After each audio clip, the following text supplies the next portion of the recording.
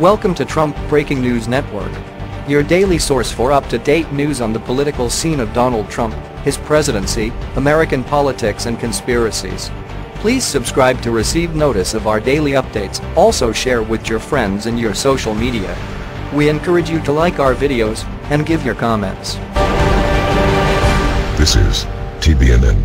Double standard, media silent when Obama called Libya a show. It was the expletive heard round the world, President Trump's alleged decision to call certain nations asshole countries, including Haiti and Guatemala, during a bipartisan Oval Office conference on immigration reform. It didn't take long for the liberal media to pounce. This is CNN Tonight. I'm Don Lemon. The President of the United States is racist. The least trusted anchor at the most trusted name in news began his show Friday. A lot of us already knew that. Believe it or not, some other liberal stalwarts were less subtle. What he said was basically a form of eugenics. A professor on Trump's asshole country's remarks. Read Vox's headline on the matter. Laura Praley, the ACLU's director of immigration policy and campaigns, was even less delicate when it came to her ad hom. President Trump has been consistently honest about the white nationalism behind his immigration policies. Pretty damning invective there. However, it's worth pointing out that all three of these institutions, from the Venerable to Vox, were around 2 years ago.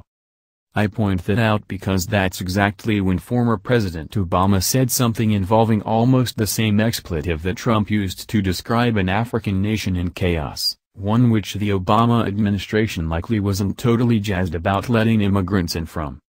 The nation was Libya, which came up during a 2016 interview with The Atlantic. The former president was talking about how the whole thing had gone to pot after Gaddafi had been deposed. So we actually executed this plan as well as I could have expected. We got a UN mandate, we built a coalition, it cost us $1 billion, which, when it comes to military operations, is very cheap, Obama said during the interview. We averted large-scale civilian casualties. We prevented what almost surely would have been a prolonged and bloody civil conflict. And despite all that, Libya is a mess. Do you think President Trump should have made the asshole remark? Yes, no. Enter your email. Submit. Completing this poll entitles you to our news updates free of charge. You may opt out at any time. You also agree to our privacy policy and terms of use. Mess is the president's diplomatic term. Privately, he calls Libya a show, in part because it's subsequently become an ISIS haven, one that he has already targeted with airstrikes, The Atlantic's Jeffrey Goldberg noted. It became a show, Obama believes, for reasons that had less to do with American incompetence than with the passivity of America's allies and with the obdurate power of tribalism. This isn't to criticize Obama for his choice of words, although his strategy in the North African country left something to be desired. Libya, as a polity, was a show, and the president duly acknowledged this fact. This deserves a rare plaudit for our former commander-in-chief. As for what Trump said, we can only ascertain that his remarks involved Haiti, El Salvador and other unspecified African nations. In each of those cases, you may disagree with the expletive. If you are a liberal, you may think this somehow makes Trump a racist. However, at least in the two countries we can identify, you are unlikely to book your next vacation to these feces boroughs, and not without reason. For those attracted to the charm and squalid danger of the Haiti portrayed in Graham Greene's The Comedians, rest assured things have somehow managed to get a lot worse in the intervening years. Decades of ruin under the Duvalier family dictatorship and their tontons Makouts turned the Caribbean nation into one of the most indigent and defeated places on earth.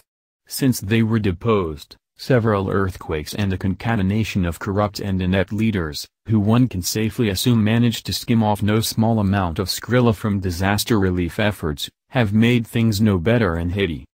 This has predictably led to an upsurge in crime in the country.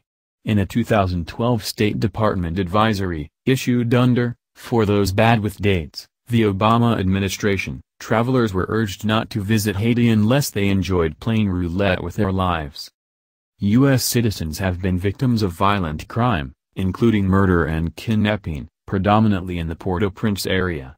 No one is safe from kidnapping, regardless of occupation, nationality, race, gender, or age, the advisory read.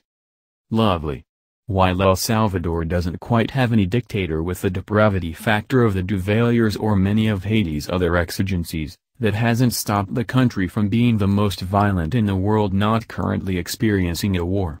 Inside Crime reports the Central American nation reported 5,278 murders in 2016 for a homicide rate of 81.2 per 100,000. That was actually down from the 104 per 100,000 just the year before. And what's responsible for this? Gangs like MS-13, which have terrorized the populace and cornered the market on human and drug trafficking, extortion and other fun stuff. I'm not quite sure how I feel about presidents calling entire countries assholes.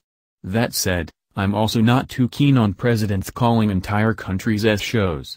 Yet, Obama's utterance induced almost total media silence, while the other one caused the country to ground to a halt and start wringing its hands over a president that said something racist for the 11th billionth time. If Barack Obama's State Department can quite rightly point out the rampant criminality in Haiti, so can Donald Trump. And if Obama can call a country a show, I think s-hole isn't exactly too far off when we're dealing with El Salvador and Haiti. This has been the Trump Breaking News Network. Please subscribe and share to stay up to date on the latest news about our president. Be informed.